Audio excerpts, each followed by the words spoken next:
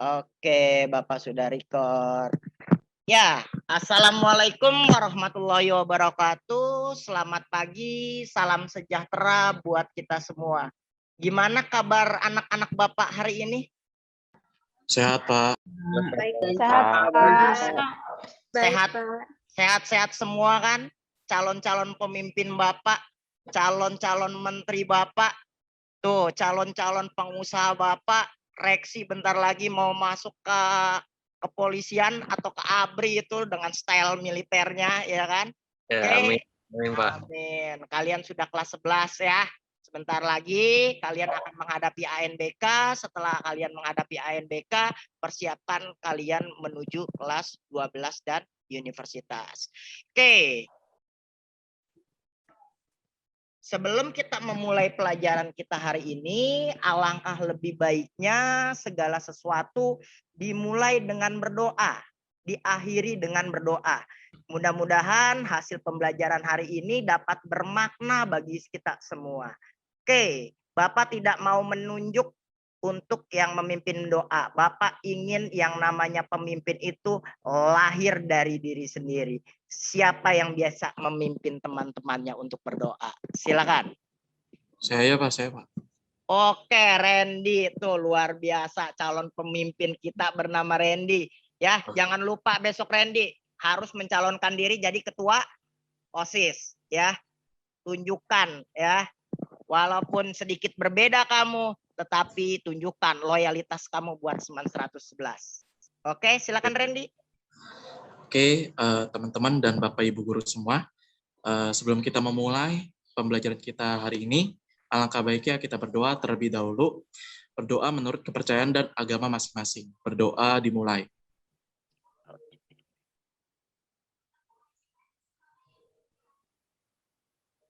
Berdoa selesai. Amin. Oke, terima kasih Randy yang telah memimpin doa kita semua tuh. Dengan keberanian Randy memimpin doa, jangan lupa ya, besok Randy masuk jadi calon ketua OSIS dan kalian harus mensukseskan Randy. Oke? Ya, sekarang kita berbicara tentang Sumpah Pemuda. Bapak sedang berhadapan dengan para pemuda nih, nak. Ya, Bapak sedang berhadapan dengan calon-calon pewaris negeri ini. Dan Bapak juga sedang berhadapan dengan orang-orang yang akan mensukseskan negeri ini. Oke, Bapak akan share screen. Tapi sebelum Bapak share screen, Bapak mengingatkan ada di kolom chat ya, ada absensi. Tetapi tadi Bapak juga sudah share di grup kelas kita absensi untuk hari ini ya. Sekarang Bapak akan coba share screen terlebih dahulu materi kita hari ini. Oke, apakah sudah terlihat di layar kalian materi kita hari ini? Sudah, Pak. Oke, kalian bisa melihat itu ada foto siapa aja itu? Nadiem Makarim tuh. Ya, Nadiem Makarim. Bapak. Sama Pak Gusti. Wah, itu yang paling penting, nak. Itu yang nggak boleh dilupakan. Ada Mas Nadiem, tapi yang paling penting itu yang di sebelahnya, nak. Guru kalian yang akan mengajarkan kalian bagaimana arti akan Sumpah Pemuda. Ya, jadi saya juga termasuk tokoh pemuda saat ini, nak. Ya, dan saya yakin akan menciptakan pemuda-pemuda yang berkualitas. Tadi yang saya katakan sebelum awal pembelajaran kita, ya, Bapak berharap dari pembelajaran sejarah ini Bapak bisa melahirkan ya orang-orang yang memahami sejarah, orang-orang yang cinta sejarah, lebih khusus adalah orang-orang yang akan mendalami sejarah. Seperti siapa kakak kalian yang tadi masuk universitas sejarah? Kelvin. Iya, Kelvin. Ada 2 nak yang masuk, nak, di garis bawahi, bukan hanya Kelvin. 12 IPS 2 ada yang namanya kakak Rafli. Ya, itu juga sama masuk ke jurusan sejarah. Bapak berharap nih ya nanti Randy bisa masuk ke jurusan sejarah ya. Oke. Lanjut next. Nah, ini tujuan pembelajaran kita hari ini adalah di mana Bapak akan mengajarkan kepada kalian melalui kegiatan tanya jawab, kalian dapat menganalisis makna dari Sumpah Pemuda. Lalu yang kedua, jangan hanya menganalisis, nah, tetapi adalah bagaimana kalian mampu meneladani sifat-sifat dari Sumpah Pemuda yang kita peroleh dari nanti kegiatan berdiskusi, ya. Dan kalian harus mendukung program pemerintah, ya, yang berkaitan dengan orang-orang sejarah juga nih seperti Bapak. Bahwasanya sejarah negeri ini, Indonesia merdeka, 100 tahun Indonesia merdeka tepat di 2045. Makanya sekarang ada yang namanya, ya, peta konsep jalan pendidikan Indonesia mendukung peta jalan generasi emas Indonesia 2045. Melalui apa? Melalui pembelajaran kita hari ini, yaitu nilai-nilai Sumpah Pemuda. Next. Itu Oh, siapa? Ini gambar siapa? Diliatin dulu dong, diliatin, diterawang, ya. Habis dilihat, diterawang, diresapi, baru dijawab. Gambar apa? Ya nggak tahu. Kenapa Bapak munculin gambar ini? Oh, kalau yang 4 itu saya kayaknya tahu deh, Pak. Oke. Apa tuh? Yang 4 itu kalau, apa? Itu kalau nggak salah para pemuda yang berantusias dalam mengamankan Soekarno-Hatta yang waktu mau itu, Pak, yang waktu kemerdekaan itu. Nah, dari situ kan mereka bergerak kan, terus menculik Soekarno dan Hatta yang terjadi peristiwa Rengas Dengklok. Nah, peristiwa itu katanya kalau nggak salah itu ya Pak, perbedaan pendapat gitu. Nah, perbedaan pendapat antara golongan muda dan tua. Nah, akhirnya setelah peristiwa itu baru tuh yang pada tanggal 17 Agustus 1945 Indonesia merdeka, Pak. Ya karena itu ada gerakan para pemudanya. Mungkin kalau misalkan nanti para pemudanya pas itu nggak gerak, mungkin 17 Agustus 1445 itu nggak bakalan merdeka sih, Pak.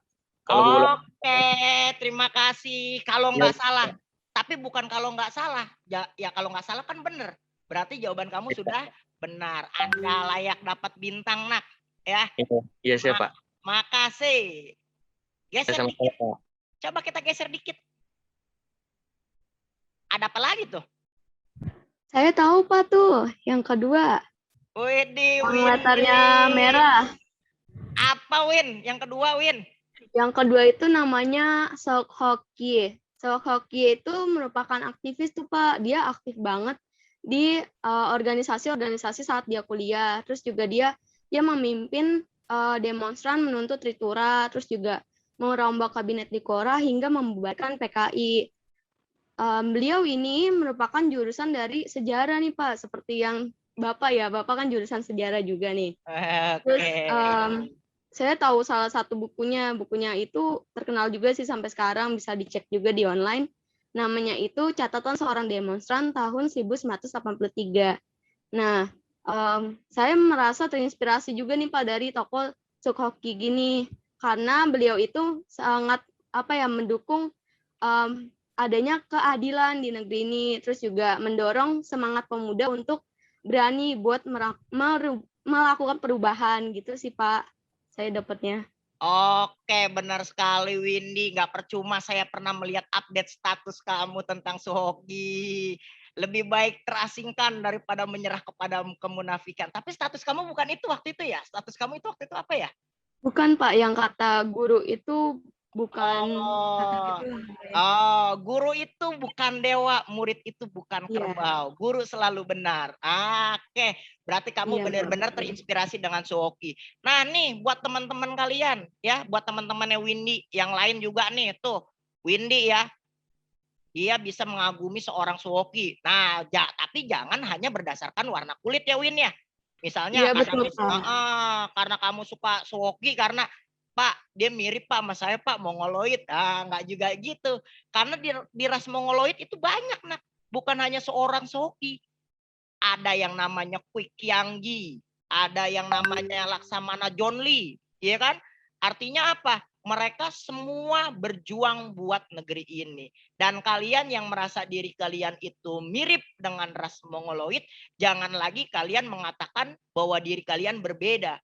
Karena pada hakikatnya kita semua itu sama. Di dada kita cuman ada yang namanya burung Garuda. Next, lanjut. Apalagi tuh sebelahnya tuh.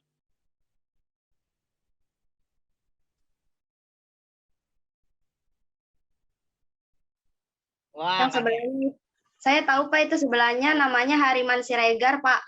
wait, siapa ini yang menjawab ini? Bapak nggak ngeliat nih. Saya Pak. Oh, Yunika. Oke, silakan Yunika. Siapa itu Hariman Siregar, Yunika?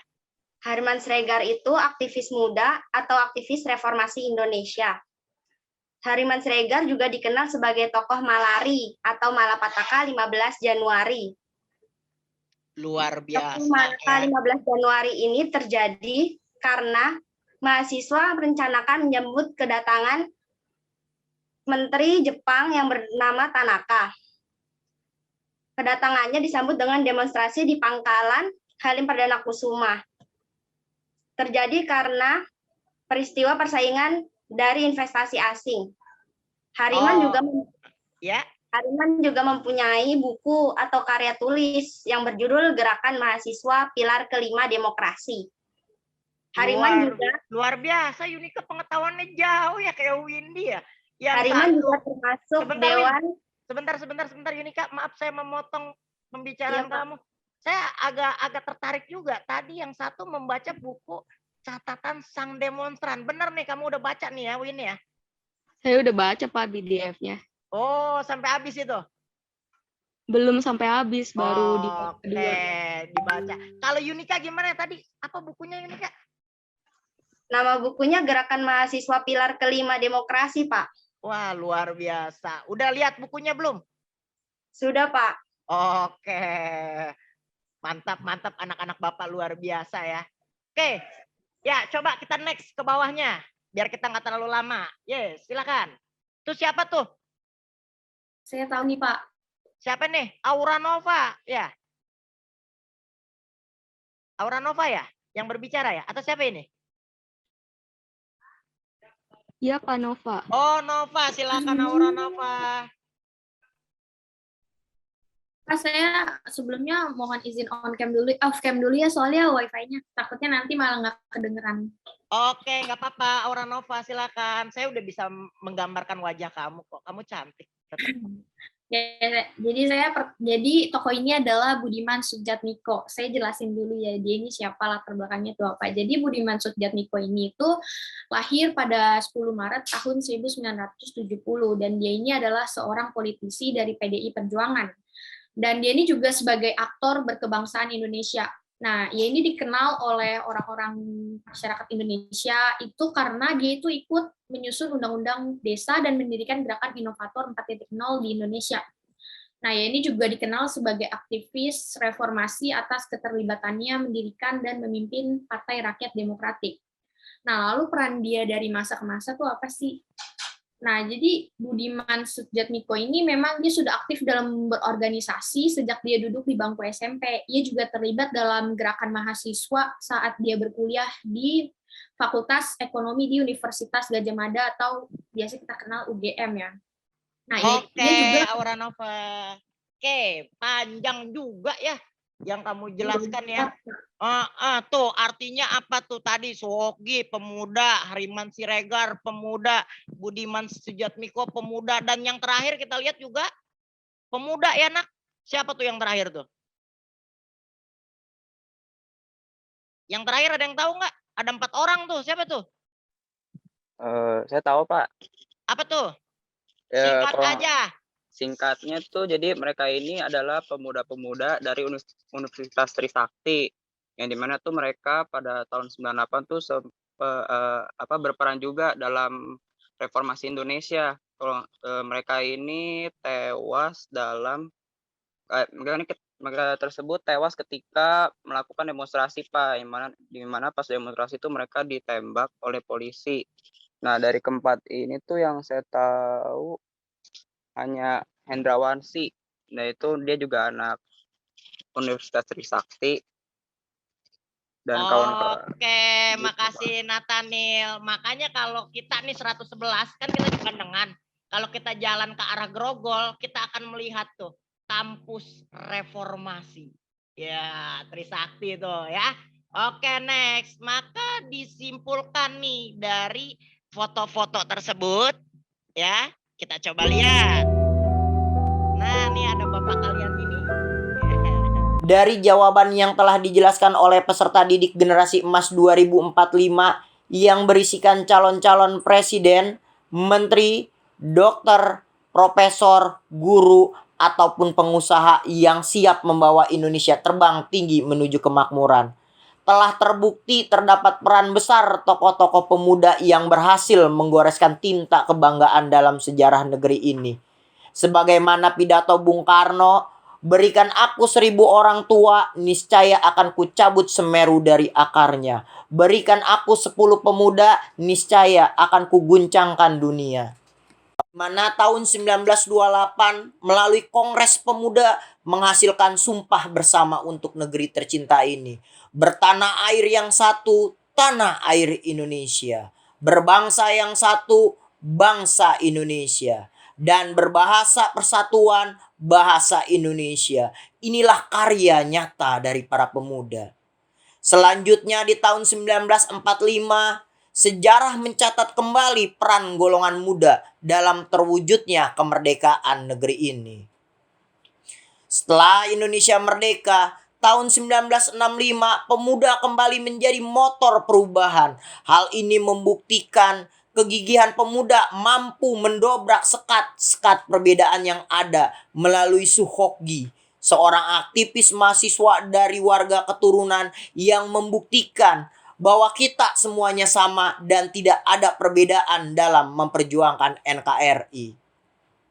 Di tahun 1974, ketika orde telah berganti menjadi orde baru, pemuda kembali turun ke jalan menyuarakan anti-Japanisasi yang melanda negeri ini pada saat itu. Mereka terpanggil kembali memperjuangkan kepentingan rakyat melalui peristiwa Malapetaka 15 Januari.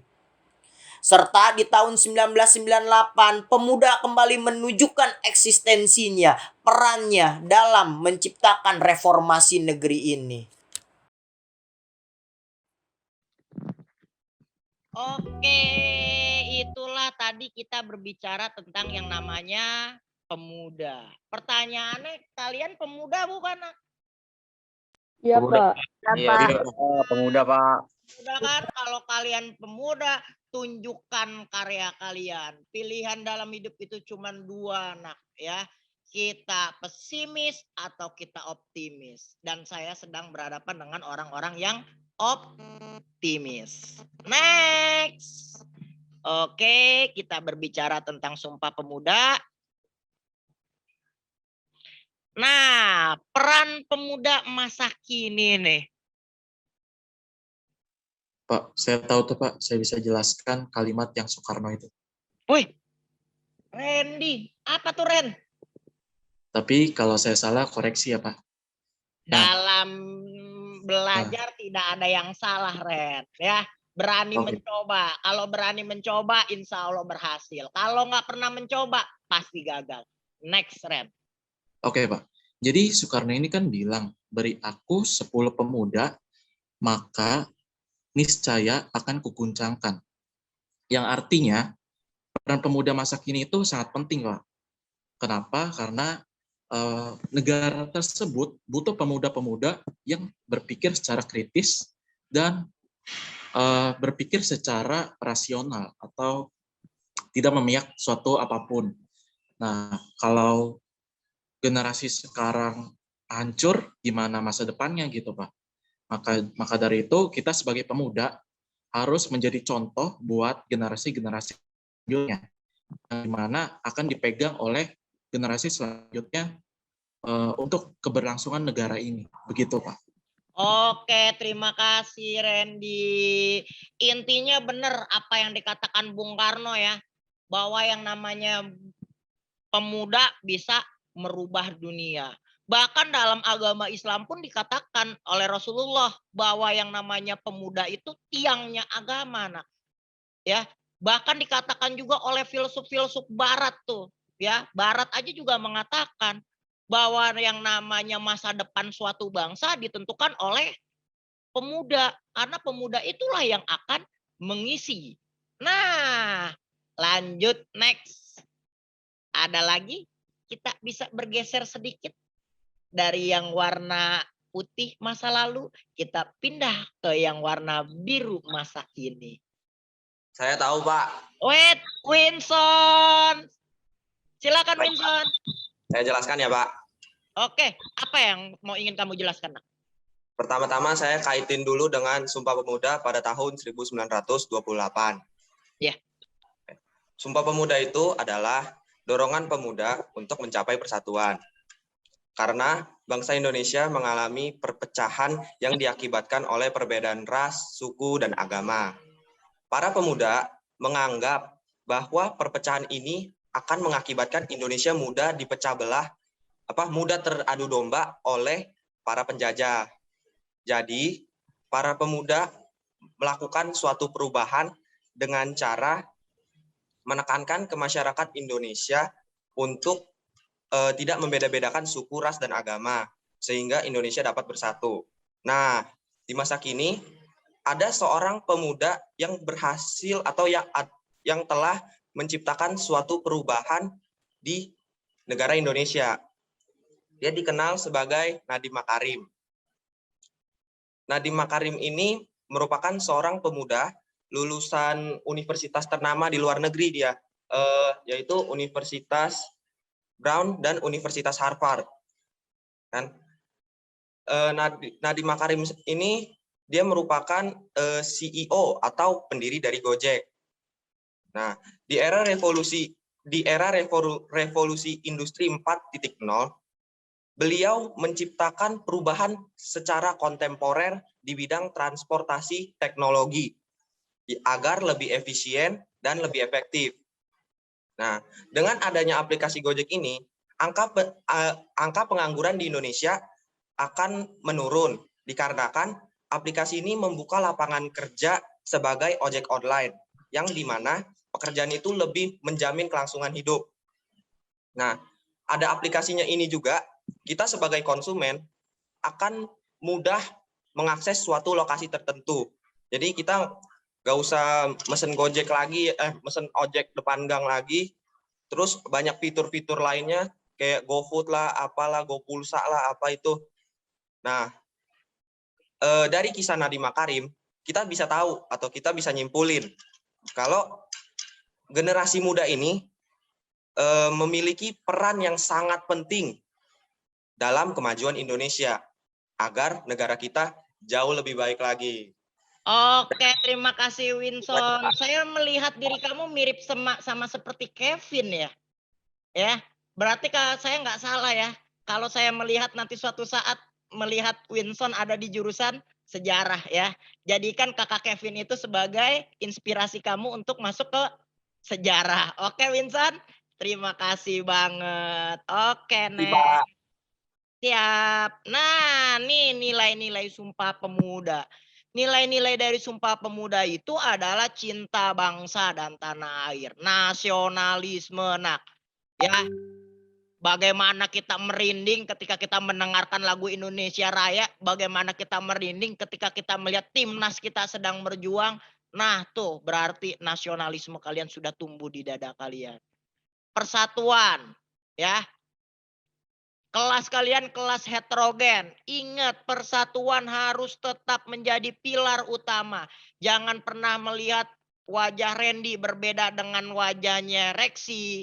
Jangan pernah melihat agamanya Winson berbeda dengan agamanya Ikomang. Karena pada hakikatnya kita semua satu. Yaitu yang namanya NKRI. NKRI harga mati. Tidak boleh pernah ditawar.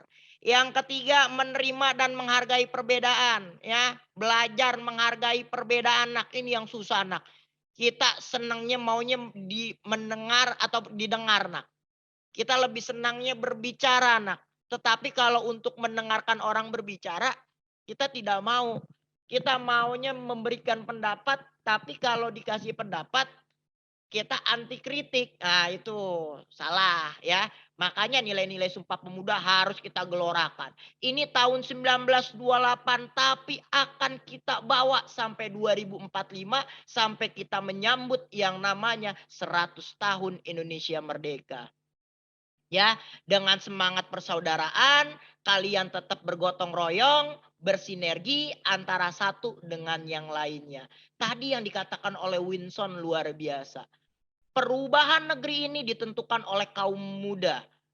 Berubahnya negeri ini bukan hanya dengan mengangkat senjata. Ya kan? Bukan hanya dengan melakukan demonstrasi. Tetapi dengan yang namanya inovasi yang dilakukan oleh Mas Nadiem.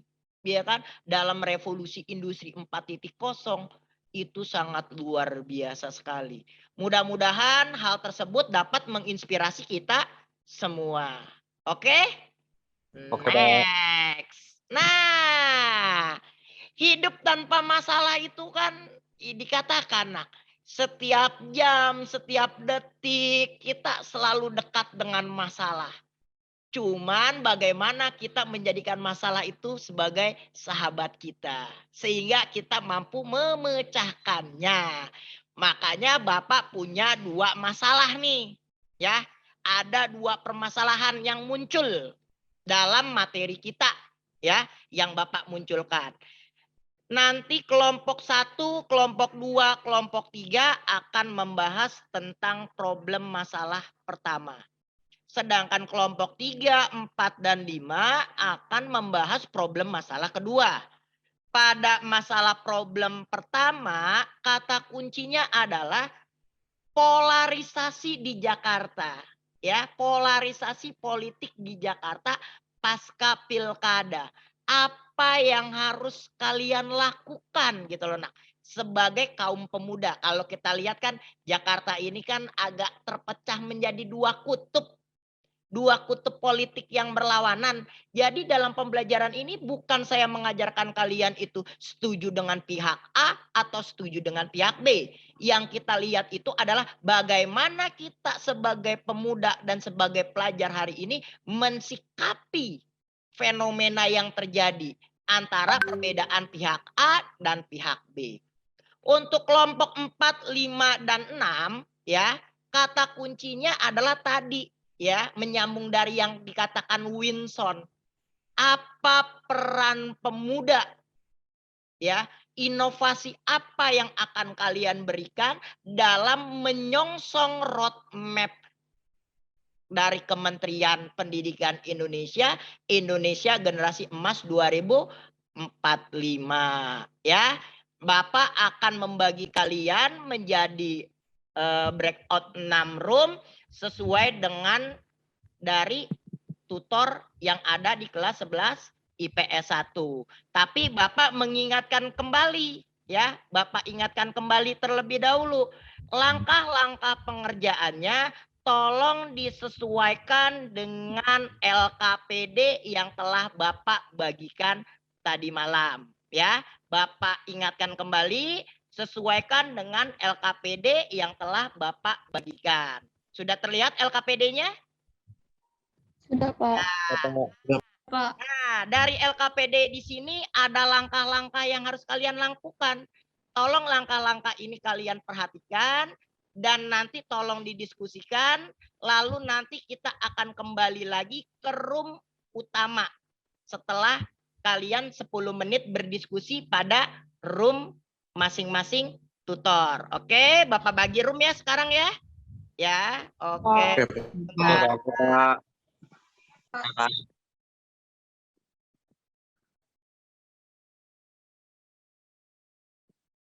Oke, silakan kalian join menurut grup tutor kalian masing-masing. Tutor 1 ke 1, 2 ke 2, 3 ke 3, 4 ke 4. Dan begitu juga sampai seterusnya yang ke-6. Nanti Bapak akan berseluncur secara acak. Ya, Bapak akan berseluncur secara acak. Dan Bapak berharap ketika Bapak masuk kalian sedang melakukan presentasi. Ya. Oke, silakan kalian masuk ke room kalian masing-masing. Oke, Pak. Makasih, Pak. Iya, sama-sama Randy.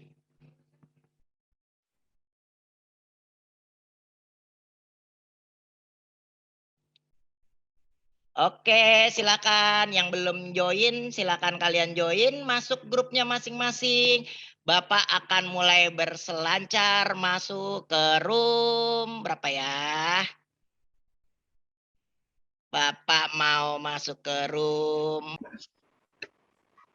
Oke. Nah, itu yang kita dapat yang problem kedua nih. Industri saat ini. Tunggu, kok nggak kelihatan ya? Nah, Indonesia saat Indonesia saat ini telah memasuki industri 4.0. Kalau kita lihat inovasi. Tunggu, ini ada yang masuk. sampai. Sebastian. Halo guys. Halo, silakan kalian berdiskusi dengan lancar ya. Ya Pak. Ya. Pak.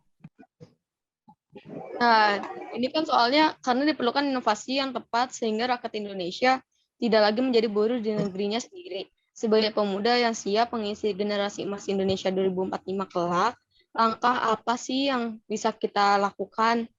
Nah, kira-kira apa nih? Pendapat kalian apa nih menurut kalian? Yang harus kita lakukan? Kalau dari aku sendiri sih, yang pertama tentu kita harus mengembangkan mindset kita dulu. Karena bagaimanapun kalau mindset kita masih istilahnya mindset miskin nggak sih? Kayak memikirkannya itu terlalu pendek, gak memikirkan vision ke depan. Kita harus mikirin juga kalau masa depan kita itu pasti bisa dikejar. Terus kalau kita itu harus berani berusaha gitu sih. Kalau dari Jessica apa, Jess?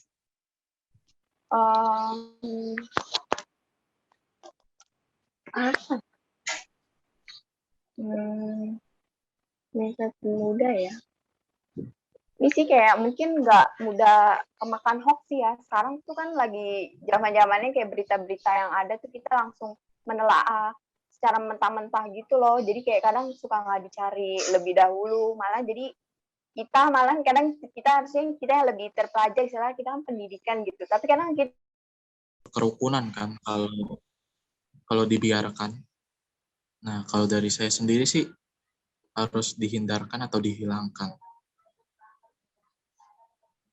Kalau yang Kalau lain gimana?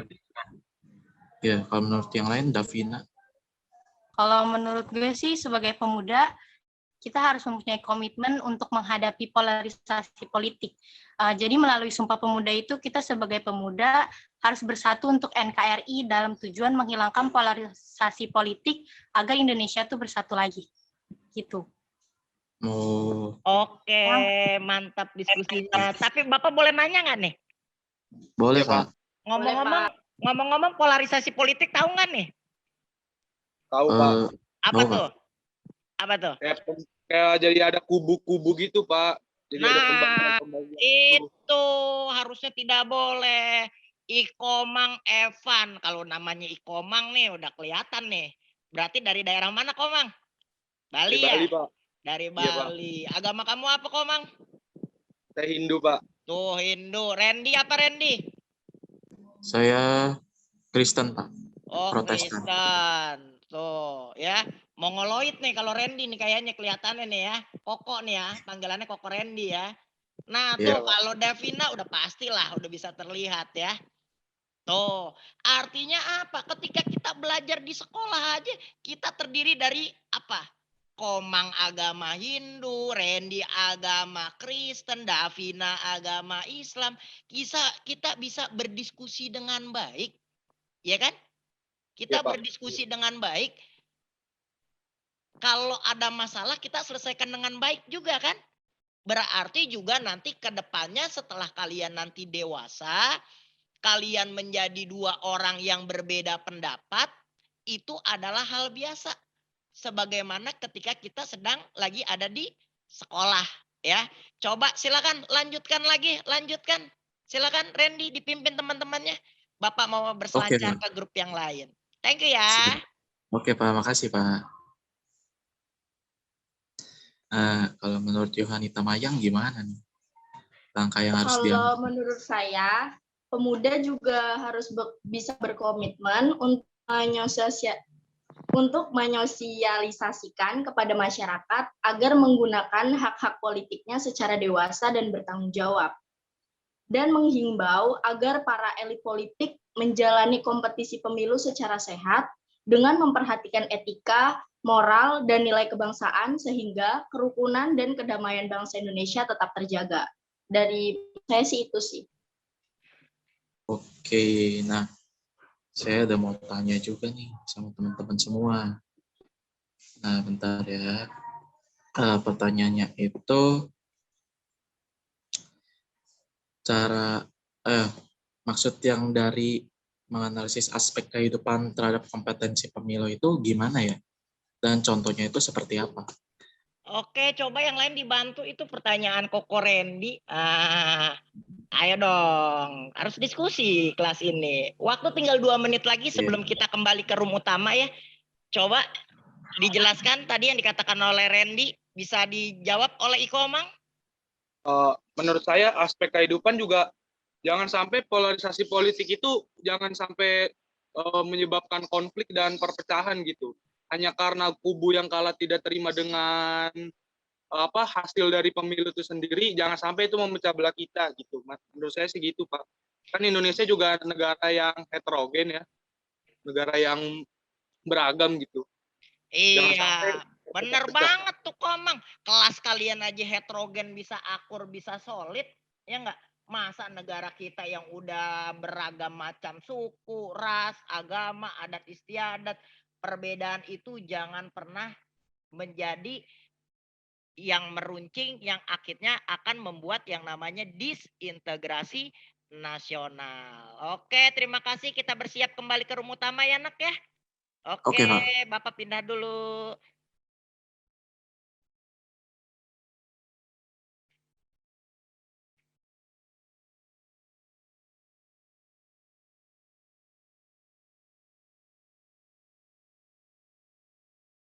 Oke, bersiap Bapak masukkan kepada room utama semua ya.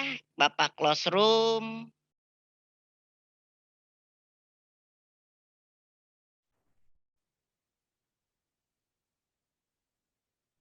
Oke, 1 menit menunggu kehadiran teman-teman kita semua, semuanya. Ya, 1 menit. Ya kan?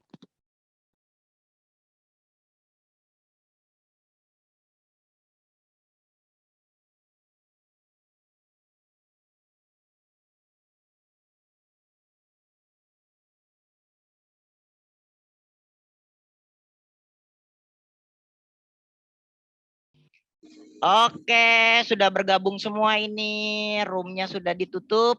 Waktunya tinggal 14 detik lagi. Masih ada beberapa teman kalian yang ada di room. Kita tunggu sebentar lagi ya. Habis ini siapa yang mau presentasi? Sudah dipersiapkan kelompok 1, 2, dan 3. Kelompok 4, 5, dan 6. Ya. Harus ada perwakilannya ya. Untuk presentasi ya, Bapak bagi menjadi 2 problem. Berarti harus minimal ada 2 kelompok yang menghadirkan hasil diskusinya. Ya, siapa yang mau tampil dari kelompok 1, 2, dan 3? Biar Bapak jadikan co-host.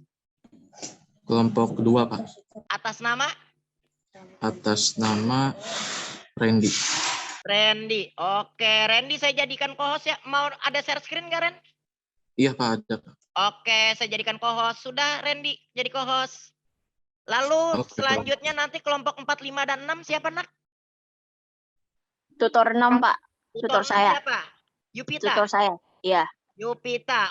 Oke, Yupita. Terima kasih. Saya jadikan co-host terlebih dahulu.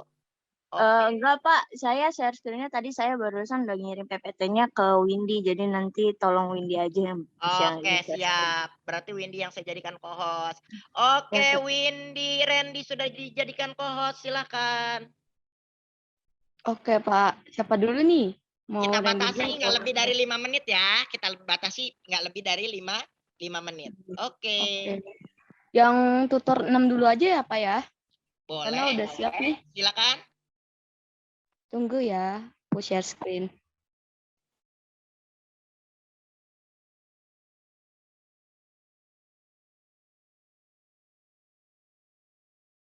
Sudah terlihat belum? Sudah. Oke, silakan tutor 6. Oke, selamat pagi semuanya. Saya Yupita dari perwakilan tutor 6 akan mempresentasikan jawaban dari hasil problem solving nomor 2. Lanjut, Win.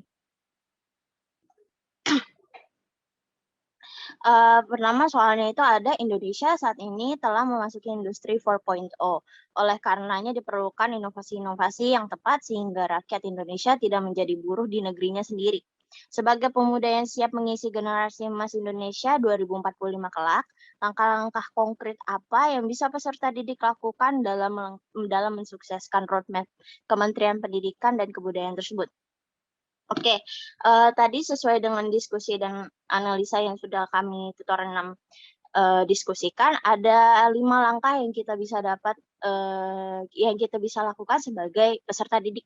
Yang pertama adalah bersikap anti rasisme. Kenapa bersikap anti rasisme ini penting? Karena menurut tutor kami, jika para pemuda masih bersikap rasis, masih membawa isu-isu negatif tentang SARA, itu tidak akan mempersatukan Indonesia. Sehingga Indonesia itu tidak akan bersatu. Karena kunci dari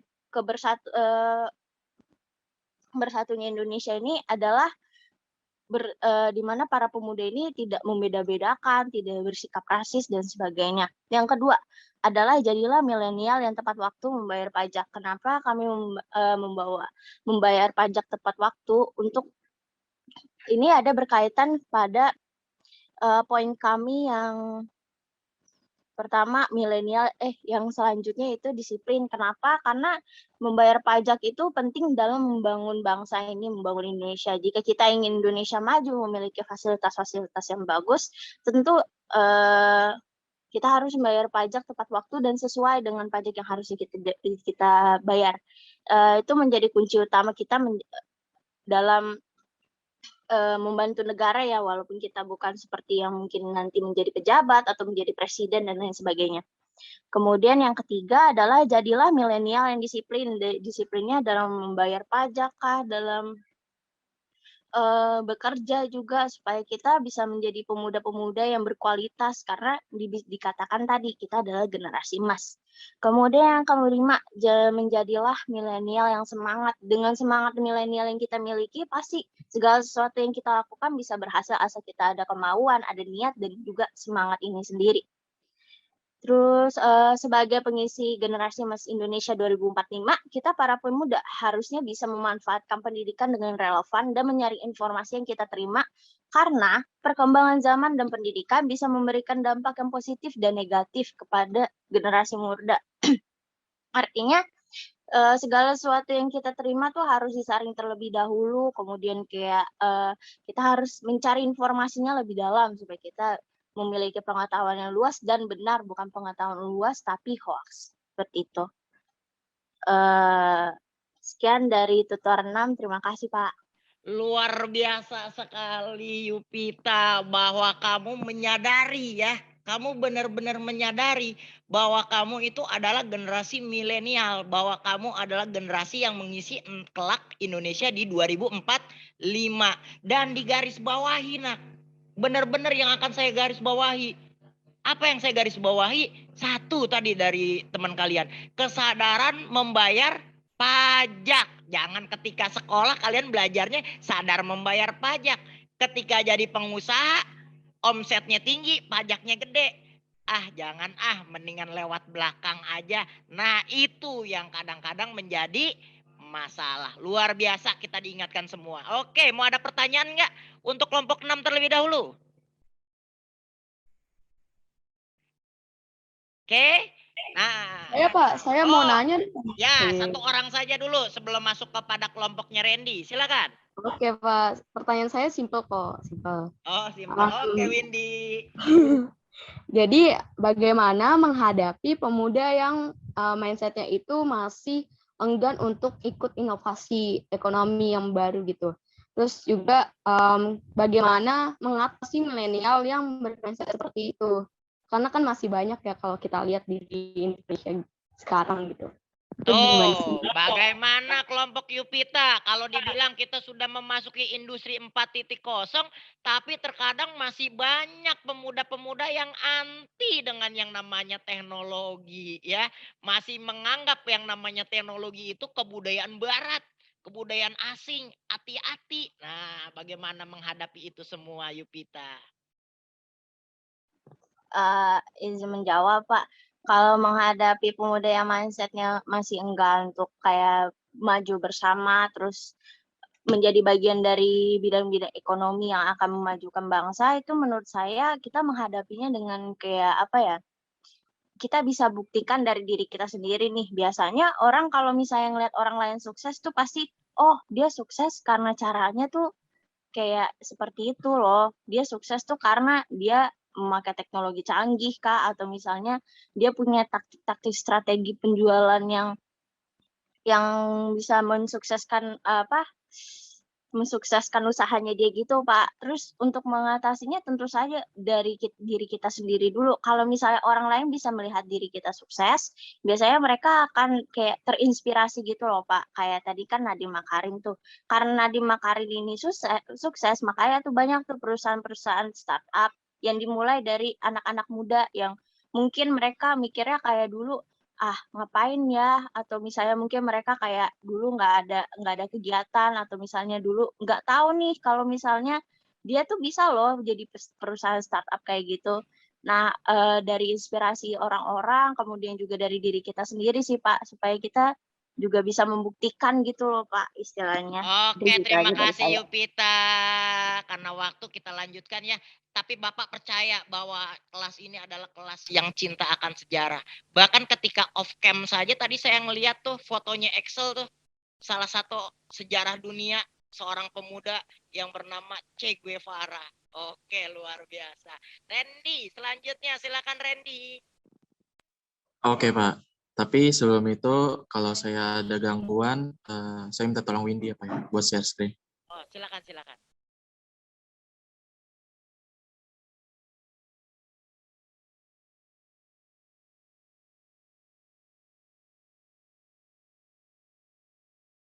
Atau Windy aja yang share screen nggak apa-apa. Oh, ya udah saya aja apa ya yang share screen. Kan Randy dan Windy kan satu paket itu. Nanti ke depan masa depan juga kalian akan menjadi sakinah mawaddah warohmah kalian kan?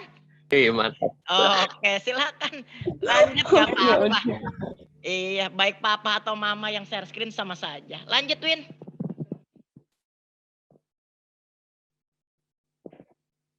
Sudah terlihat belum?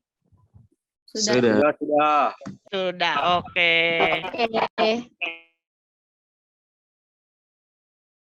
Saya mulai ya Pak. Silakan, Komang. Ya, perkenalkan nama saya adalah Komang Evan Adijaya dari kelompok tutor 2. Nah, kali ini saya akan mempresentasikan hasil diskusi kita dalam jawaban dari problem solving nomor 1. Lanjut. Nah, kita baca soalnya dulu ya. Cermati peta konsep generasi emas Indonesia dalam roadmap Kementerian Pendidikan dan Kebudayaan pada link berikut.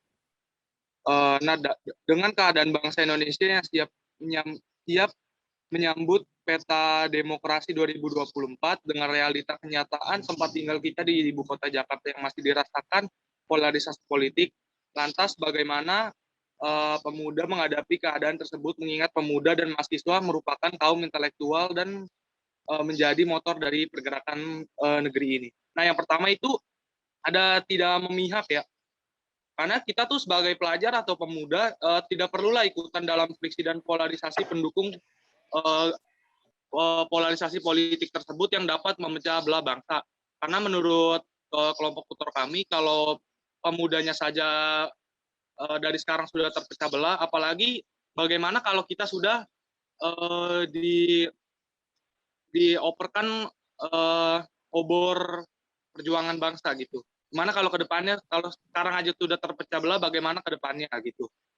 Lalu yang kedua itu menganalisa aspek kehidupan terhadap kompetisi pemilu. Kita sebagai pelajar juga harus dapat mengetahui aspek-aspek polarisasi dampak polarisasi politik itu dalam aspek-aspek kehidupan. Nah, sebagai pemuda juga kita harus membendung supaya polarisasi politik ini hanya berlangsung dalam konteks kompetisi pemilu saja dan tidak berdampak pada aspek kehidupan lain, terutama yang dapat merusak sendi-sendi kerukunan di masyarakat. Lalu yang ketiga adalah berkomitmen untuk mensosialisasikan kepada masyarakat agar menggunakan politiknya untuk menghilangkan polarisasi politik. Nah, pemuda juga harus berkomitmen untuk mensosialisasikan kepada masyarakat agar menggunakan hak-hak politiknya secara dewasa dan tidak anarkis. Dan menghimbau agar para elit politik seperti ketua-ketua umum partai itu menjalani kompetisi pemilu secara sehat dan memperhatikan etika, moral, dan nilai kebangsaan sehingga kerukunan dan kedamaian bangsa itu tetap terjaga. Lalu sebagai pemuda yang sudah terikat dengan Sumpah Pemuda ini, kita juga harus berkomitmen untuk menghadapi polarisasi politik. Karena kita sebagai pemuda yang sudah terikat dengan Sumpah Pemuda itu harus bersatu dalam tujuan menghilangkan polarisasi politik agar tidak merugikan negara dan memecah belah negara. Itu aja sih dari kelompok kami. Kasih Komang, silakan ditutup. Luar biasa. Ya. Nah, lanjut. Adakah yang ingin bertanya dengan paparan dari kelompok Ikomang? Saya, Pak. Oke, Ingrid Lauren. Silakan. Saya, Pak. Aspek kehidupan terhadap kompetisi pemilu itu contohnya seperti apa sih? Ya, itu aja. Oke, terima kasih. Belum masuk contohnya sih, saya akan menjelaskan ulang dulu apa sih menganalisa aspek kehidupan terhadap kompetisi pemilu ini. Nah, pertamanya tuh jangan sampai kompetisi pemilu ini berkelanjutan ke kehidupan masyarakat yang bisa berdampak untuk persatuan kita semua. Nah, untuk contohnya sendiri, misalnya ada kompetisi pemilu itu ada terjadi konflik mengenai pasangan calon yang akan menjabat atau adanya perbedaan pendapat sehingga menimbulkan konflik. Nah, dalam aspek ini jangan sampai konflik tersebut berkelanjutan atau harus dihilangkan. Artinya jangan sampai ada dendam cuma karena pemilu ini. Gitu. Itu sih jawabannya. Oke, terima kasih Komang. Ya, setelah kita berdiskusi, kita kembali lagi ke PowerPoint Bapak ya. Kita kembali lagi ke PowerPoint Bapak bahwasannya setelah kalian berdiskusi tentang problem yang ada, Bapak meminta untuk satu orang peserta didik menyimpulkan pembelajaran kita hari ini. Siapa yang mau menyimpulkan? Silakan. Saya, Pak. Oke, silakan. Jadi saya menyimpulkan peran pemuda itu sangat penting bagi keberlangsungan hidup dan bangsa dan negara. Kenapa dikatakan sangat penting? Karena regenerasi yang akan datang itu ada di tangan generasi pemuda saat ini. Nah, kalau generasi pemuda sekarang tidak bisa mengolah konflik-konflik atau menyelesaikan masalah-masalah dengan baik, maka masa depan bangsa ini akan hilang arah atau bisa saja hancur yang dikatakan Randy tadi, Pak. Jadi, kita sebagai generasi pemuda penerus bangsa harus peduli, harus cinta tanah air, dan harus ikut berpartisipasi dalam membangun bangsa dan negara ini agar kita bisa membawa nama negara Indonesia ke kancah internasional. Itu saja Pak kesimpulan dari saya. Oke, terima kasih. Setelah ada kesimpulan dari kamu dan tadi sudah didiskusikan oleh masing-masing tutor, Bapak akan merefleksi pembelajaran kita hari ini dalam bentuk video yang telah Bapak upload di channel YouTube Bapak. Jadi jangan cuma ditonton doang, tapi jangan lupa di like, komen, dan subscribe. Oke, channel Bapak Gustiawan. Nambah-nambah followers. Oke, lanjut. Ini nak ya kesimpulan refleksi dari Bapak. Sebagai akhir dari pembelajaran hari ini, Bapak akan menarik kesimpulan bahwasanya sejarah telah mencatat peran besar pemuda yang telah berhasil menggoreskan tinta kebanggaan dalam sejarah negeri ini. Oleh karenanya, bangkitlah kalian wahai pemuda. perkuat nasionalisme kita bersama, jaga keutuhan persatuan NKRI, hilangkan perbedaan yang mengatasnamakan suku, ras, adat istiadat, agama, ataupun golongan. Mari kita jaga semangat persaudaraan dan gotong royong untuk kepentingan bangsa dan negara. Karena perahu besar Indonesia ini berada di tangan kalian, bawalah perahu ini ke tempat yang tinggi di sana. Goreslah tinta sejarah untuk Indonesia tercinta. Kalian adalah generasi Indonesia emas 2045. Tanamkan dalam diri kalian bahwa kalian adalah generasi yang akan mensejahterakan negeri Indonesia tercinta. Terima kasih. Wassalamualaikum warahmatullahi wabarakatuh. Oke, itu refleksi dari Bapak ya. Jangan lupa ya di kolom chat kalian ya, Bapak sudah membuat link untuk kalian mengerjakan soal. Soalnya tidak banyak ya, soalnya tidak banyak, tapi tolong dikerjakan. Dan saya akan memberikan terlebih dahulu penjelasan dari soal yang akan Bapak berikan kepada kalian. Oke, sebentar ya. Bapak akan share screen. Tolong soal ini benar-benar dikerjakan. Di mana soal ini terdiri dari 2 aspek, nak. Sudah terlihat share screen Bapak? Sudah, Pak. Sudah, Pak. Ya, soal ini terdiri dari 2 aspek. Aspek yang pertama dari post-test ini, tadi link ini sudah saya share ya. Yang pertama adalah Bapak ingin menilai karakter peserta didik. Begitu juga nanti di sini saya pengen sikap kalian sebagai pelajar dalam mensikapi polarisasi politik yang terjadi dewasa ini, sebaiknya kita berpikir secara rasional. Apakah Anda setuju, tidak setuju? Ini penilaiannya menggunakan skala Likert 1 sampai 5. Sedangkan soal selanjutnya adalah tes formatif ya, pilihan ganda. Kalau pilihan ganda tinggal kalian pilih jawaban A, B, C, D, E. Mana yang paling benar. Oke, sebelum kita mengakhiri pembelajaran hari ini, izinkan Bapak memberikan atau membacakan puisi buat kalian semua. Oke? Ya, jarang-jarang Bapak baca puisi. Biasanya Bapaknya main video mulu. Kali ini Bapak lagi terinspirasi dengan tadi yang dikatakan oleh Windy. Ya, Suhokgi. Di akhir film Gi kan ada tuh, terakhir film Gi tulisannya. Saya memimpikan dunia tanpa yang namanya orang mengatakan suku, ras, agama, adat istiadat. Tapi kalau puisi Bapak beda. Oke, dengarkan puisi Bapak ya. Sebentar. Ya, Pak. Oke, Pak. Oke, sebentar. Oke, sudah terlihat share screen dari Bapak, puisi Bapak? Sudah, Pak. Sudah, Pak. Sudah ya. Pada zaman yang bergerak dinamis, anak muda tak cukup postang dan posting hal yang manis. Anak muda dihadapkan pada 2 pilihan. Pesimis untuk menjadi pecundang atau optimis untuk menjadi pemimpin. Pemuda hari ini adalah pemimpin masa depan. Karena di tangan pemudalah segala hal yang mustahil bisa menjadi real. Anak muda merupakan antitesa sesuatu hal yang mustahil. Ingatlah nak, kalian adalah sepucuk surat bagi manusia di masa depan. Kaki langit adalah tapal batas untuk bisa kalian taklukkan.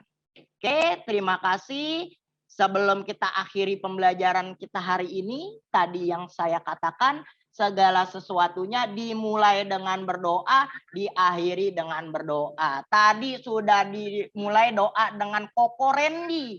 Kali ini saya minta doa mungkin diwakili oleh yang lain. Silakan. Siapa yang mau memimpin doa? Saya, Pak.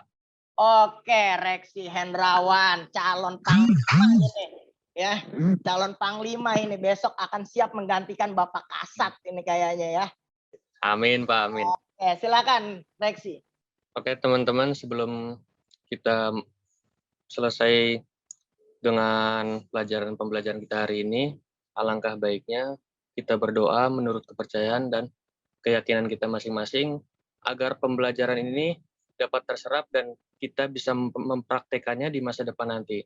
Berdoa sesuai dengan keyakinan masing-masing. Berdoa dimulai.